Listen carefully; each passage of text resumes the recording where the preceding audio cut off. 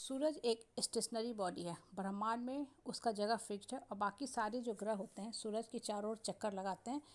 और इंसान क्या करता है, सूरज से एनर्जी मिलता है, उस एनर्जी को यूटिलाइज करता है एक डिस्टेंस पे रख के। अगर आप सूरज के नज़दीक जाओगे ना तो जल जाओगे। अब देखो, ये जो बात है ना बहुत छोटी सी है, लेकिन इसका बहुत गुड मीनिंग है कि सूरज जो है पूरे ब्रह्मांड को प्रकाशमान करता है, लेकिन उससे एक डिस्टेंस पे रहिएगा तभी आप उस शक्ति का सही ढंग से इस्तेमाल करके बढ़ पाएगा। आप देखो, जिस समाज परिवार परिवेश में आप रहते हो ना, यही चीज़ होता है रिश्ते के नाम पे। आपको रिश्ता चलाना है, लेकिन रिश्ते में एक डिस्टेंस और स्पेस रख के रिश्ता चलाओगे तो प्रेम की एनर्जी मिलेगी हर रिश्ता में।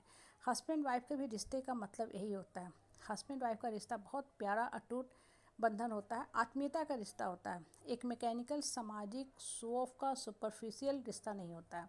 लेकिन उस रिश्ते में भी एक डिस्टेंस और स्पेस रखा जाता है। पत्नी को मान सम्मान दिया जाता है, बातों को अहमियत दिया जाता है और पत्नी को सेंटर में रखा जाता है, केंद्र में रखा जाता है। घर की धुरी जो होती है पत्नी होती है, और इसीलिए पत्नी को जीवन संगनी, जीवन साथी, हमसफ़र, हमराज, अर्धांगिनी का दर्जा दिया जाता है। पत्नी बोलो या माँ बोलो, घर में माँ का भी स्थान सबसे ज़्यादा पूजनीय होता है।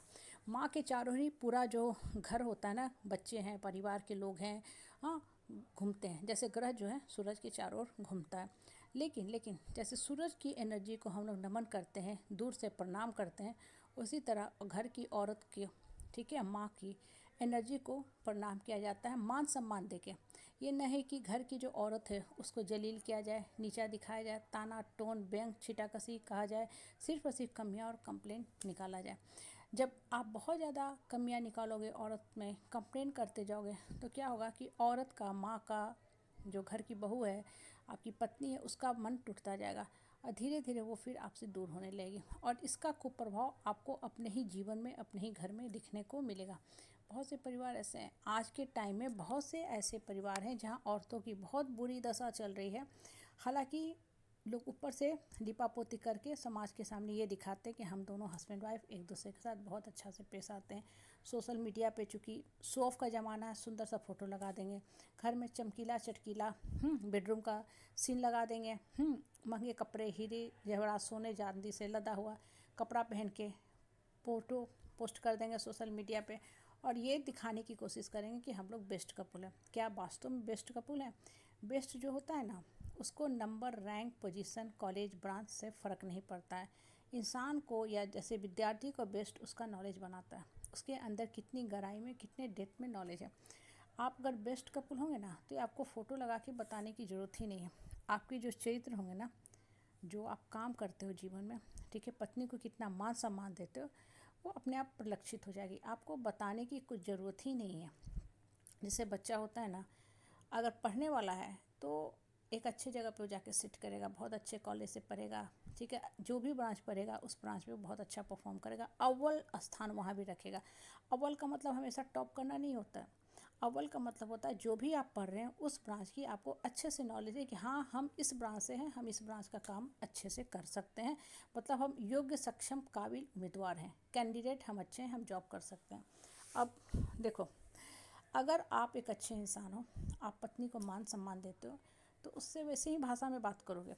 आप उसको समाज के सामने साथ लेके चलते हो, जहाँ शोभ दिखाना है कि भाई मेरी पत्नी जो है इतनी मेरे लिए वैल्यूबल है। बहुत से लोग होते हैं ना, भाई जब पार्टी फंक्शन होगा तो एकदम पत्नी को लेके साथ चलेंगे, और घर में उसी पत्नी का दुर्गति के रहेंगे, उसकी कीमत पायदान से भी कम होगी, ठीक है। डोरमैट की तरह इस्तेमाल करेंगे, जलील करेंगे, ताना टोन कसते रहेंगे, और पूरे परिवार के लोग कसते रहेंगे। तो कहने का मतलब क्या होता है ना, कि आपको सूरज से एनर्जी मिलती है, तो उस एनर्जी की भी हम पूजा करते हैं, उससे डिस्टेंस रखते हैं।